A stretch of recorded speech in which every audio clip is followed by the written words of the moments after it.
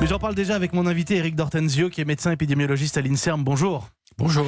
Alors on écoute l'Europe se réveiller autour du Covid-19, le coronavirus chinois. Il ne s'agit pas de faire peur aux gens ce matin, mais d'expliquer la situation.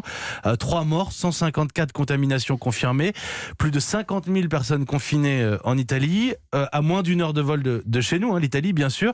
Avec tout ce qu'on dit depuis les fêtes, est-ce qu'il est possible que les autorités italiennes, européennes se soient laissées surprendre ? Alors c'est difficile de parler de surprise. En tout cas, ce qui est possible, c'est qu'il y a eu des cas qui n'aient pas été détectés. Vous savez que le coronavirus peut donner des formes peu symptomatiques, voire même sans symptômes. Et à partir de là, c'est vrai que c'est difficile de les identifier.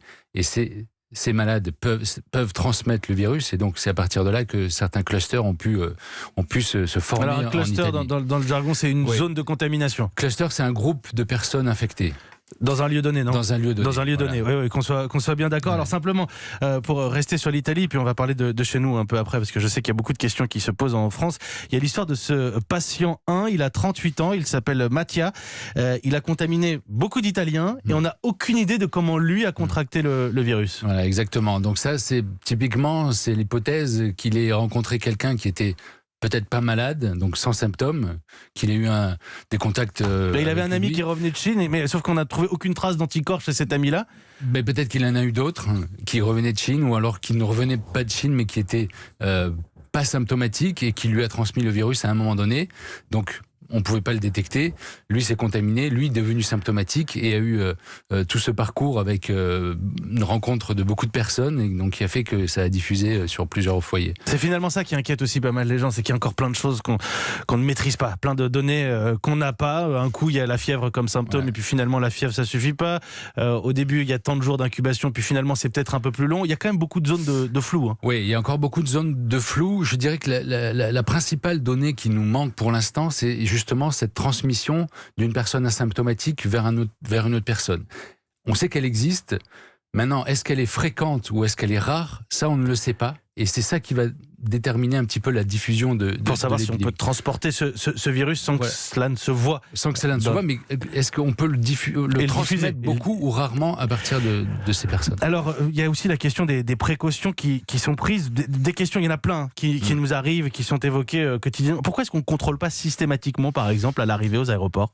Alors, c'est une mesure qui peut permettre d'identifier certaines personnes qui auraient de la fièvre, mais comme vous l'avez dit, la fièvre n'est pas le symptôme à 100% des malades, donc il y a ces formes asymptomatiques. Donc on estime qu'on passerait à côté de beaucoup de personnes, donc que la mesure n'est pas totalement efficace, donc elle n'a pas été mise en place en France pour ces raisons scientifiques. D'autres pays l'ont fait, peut-être pour rassurer un peu plus la population qui arrive sur les... C'est juste pour rassurer ? Parce que je lisais, pardonnez-moi, mais je lisais il y a quelques semaines encore un papier où on nous expliquait qu'on ne met pas de portail thermique dans les aéroports français, que ça ne sert à rien. Dans ce papier, on comprenait aussi qu'on n'en a pas, en fait, en France. Pas assez. J'ai pas vu ces données, mais... C'était dans le point il y a quelques semaines. Ça peut être un élément, mais en tout cas, des équipes d'épidémiologistes anglaises notamment ont fait une étude et ont révélé que on passerait à côté de plus de 60-70% des cas en mettant les contrôles thermiques. Les portiques en l'occurrence, et puis l'histoire des masques, on a bien compris que ça empêchait, quand on porte le virus soi-même, de le répandre, mais que ça ne protégeait pas particulièrement. Roman Oquet, notre envoyé spécial à Codogno, cette ville italienne qui est confinée aujourd'hui. Alors on nous dit confinée, sauf que d'abord elle a pu rentrer, on va l'entendre dans le journal de 8h, et qu'elle nous dit qu'il n'y a aucun barrage, aucun contrôle. Franchement, est-ce qu'en Europe on prend la chose à la légère ?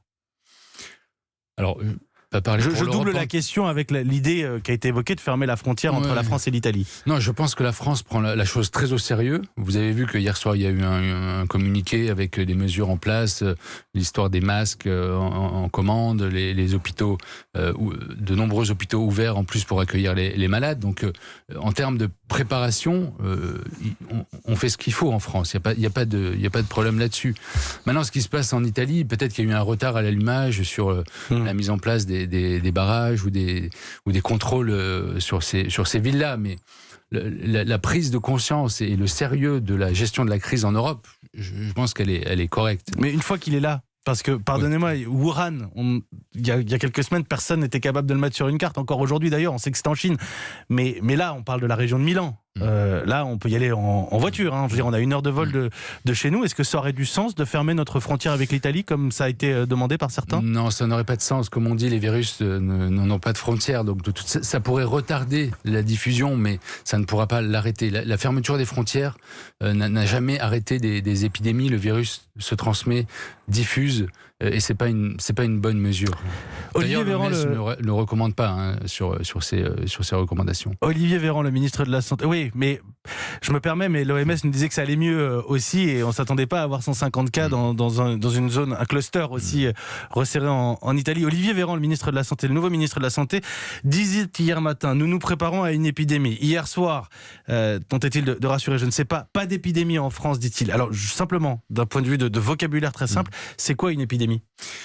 Alors, c'est difficile de définir une épidémie. En tout cas, ce qu'on peut dire, c'est qu'une épidémie avec un nouveau virus, à partir de quelques cas, on peut parler d'épidémie en termes épidémiologiques. C'est-à-dire que là, en Italie, par exemple, il y a 130 cas. C'est un nouveau virus qui n'a jamais circulé dans ce pays et dans ce territoire-là. On peut parler d'épidémie à ce stade-là en Italie. En France, on avait une dizaine de cas.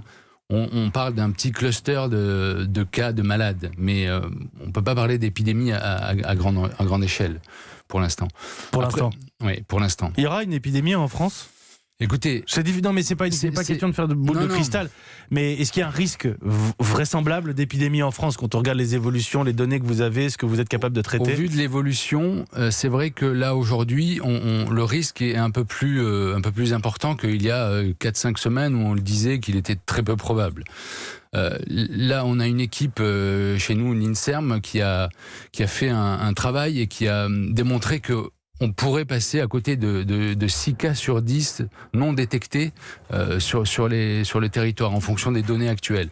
Ça veut dire que peut-être que ça circule déjà un petit peu et qu'on n'a pas détecté. Peut-être que les mesures barrières sont efficaces et que pour l'instant, il n'y a rien. Difficile à dire, mais en tout cas, il faut s'attendre à d'autres cas, je pense, sur le territoire français. Vous êtes médecin épidémiologiste, pas nous, si j'ose dire, Éric d'Ortenzio. Vous êtes inquiet ? Je suis pas inquiet, mais on prend la situation très au sérieux. Il faut continuer la préparation telle qu'elle se fait, faire en sorte que tout soit prêt en termes de surveillance, en termes de prise en charge des malades, en termes de confinement, en termes de communication aussi. La communication est très importante dans ce type d'épidémie. Donc, je vais être un poil cynique. On a vu le confinement de la Chine, sa capacité finalement à fermer toute une région des dizaines de millions de personnes. Nous n'avons pas le même régime de liberté que la Chine. Aujourd'hui, est-ce qu'on sera capable de contenir le virus s'il arrive de la même manière sur le sol européen ? En tout cas, on pourra le ralentir. On ne sera pas capable de complètement le stopper très rapidement, puisqu'une fois que le virus se diffuse dans une population, c'est difficile. Mais on peut le contenir avec des mesures barrières, telles que la fermeture des lieux publics, les écoles, etc. Donc ça aussi, ce sont des mesures qui sont possibles pour, on va dire, aplanir le pic épidémique. On n'aura pas peut-être cette explosion qu'il y a eu à Wuhan, mais en tout cas, on aura une épidémie. Une dernière question, parce qu'elle nous est parvenue aussi à plusieurs reprises. Il y a cette ville, cet épicentre, Wuhan, en Chine, et puis il y a eu cette décision, à la fois dans le sud de la France et en Normandie, de rapatrier des Français, de les mettre en quarantaine. Est-ce que ça avait vraiment du sens d'avoir ces personnes potentiellement malades ou pas d'ailleurs là-bas, et de les ramener sur le sol européen ?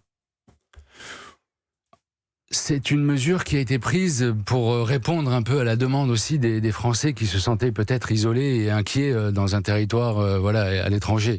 Moi, je pense que c'était bien de le permettre.